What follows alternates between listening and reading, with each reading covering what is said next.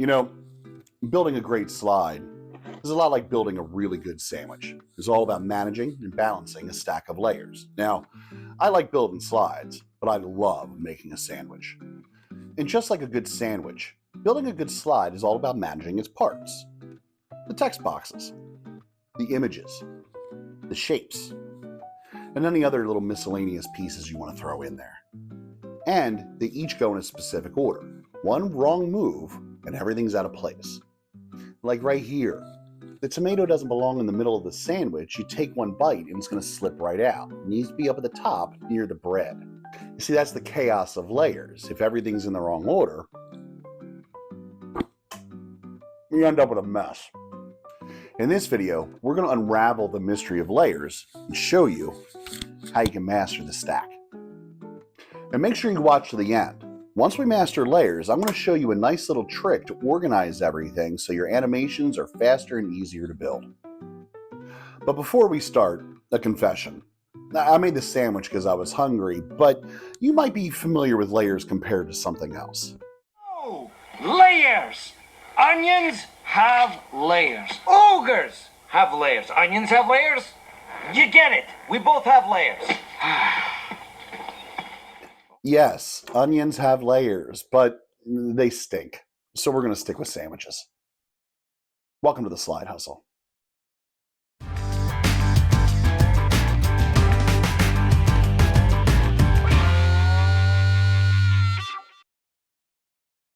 Welcome everyone to the Slide Hustle. I'm JJ Atkins.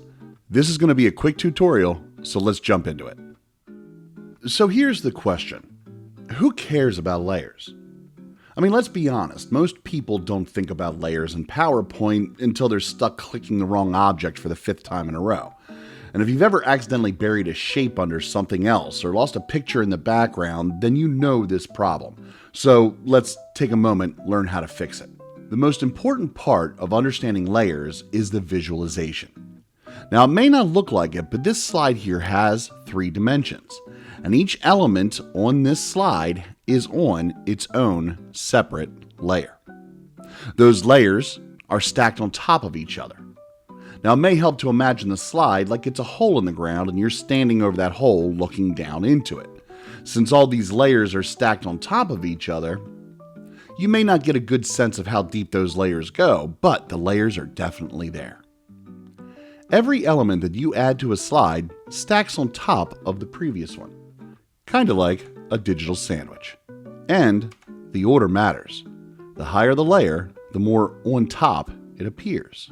PowerPoint doesn't show you layers like Photoshop or Articulate Storyline, but it does offer a very helpful tool to assist with layer management.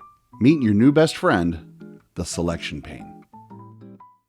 The Selection Pane doesn't appear on its own. You're going to need to open it, and you can do that one of 2 ways. The first method is found under the Home tab at the top of the screen, and what you'll do is move across the upper ribbon to the Arrange box. Open that Arrange box, and down towards the bottom, you can make the selection to open your Selection Pane. The second way is also pretty simple. Just pick an object on the page and select it. Then up at the top, click on the highlighted option there, Picture Format. When you select that, your ribbon will change, and in those tools, there will be a button for the Selection Pane. The Selection Pane shows every object on the slide from top to bottom. It lets you rename objects, hide them, and most importantly, reorder them. When you add new objects, text boxes, shapes, images, they automatically go to the top of the layer stack. And that's why your new image might cover up text that you've already placed. And that is why layer control matters. You can also rename items in the Selection Pane. No more of this rectangle 3 nonsense.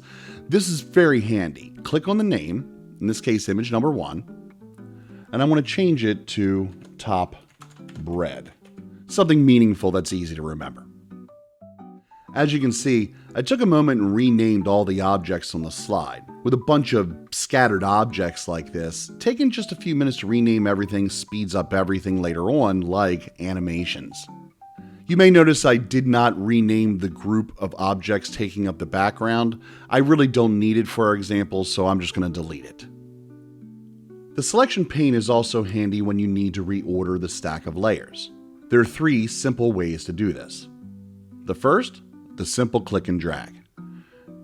If I want to move the tomato to the middle of the sandwich, I just click, pull, and drag the tomato where I want it to go on the stack. Select any object in the stack, and 2 buttons will appear down at the bottom to allow you to bring that item forward or to send backward. Now, my version of this software puts these as buttons at the bottom. Older versions of the software will have those buttons located at the top of the selection pane, and they're usually represented by an up arrow or a down arrow. The third method to move an object is simply to select it and right-click. You'll get options to either bring to front or send to back. This right-click function doesn't need to happen inside the selection pane. You can also do it on the object itself.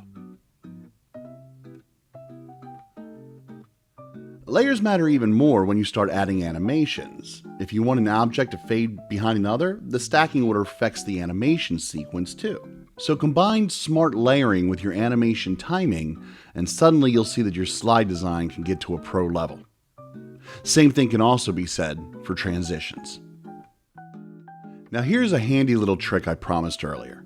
Label the items in your selection pane carefully, and you can use the morph transition to speed up the animation builds. Take a look here. Each object on my list has been named appropriately so it's easy to identify, but I've also put 2 exclamation points in front of each label. That's important for the morph feature. This is how the animation starts.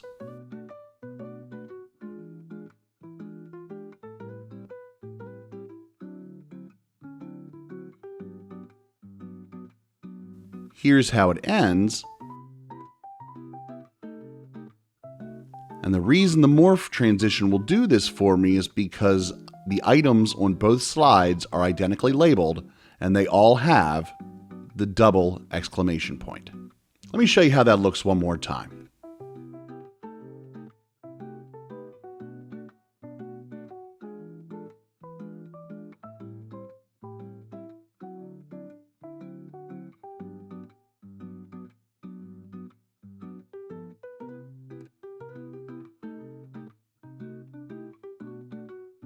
If you're interested in morph animations, I have a whole video dedicated to that topic. Take a look at the clickable at the top of the screen. Now that's the lowdown on layers in PowerPoint. You see, once you learn to control them, your slides become way easier to manage, way more impressive to look at, and you can build a lot faster. If you haven't done so already, don't forget to click that subscribe button. I appreciate your time. I really appreciate your attention. I hope to see you back again sometime at the Slide Hustle. Take care.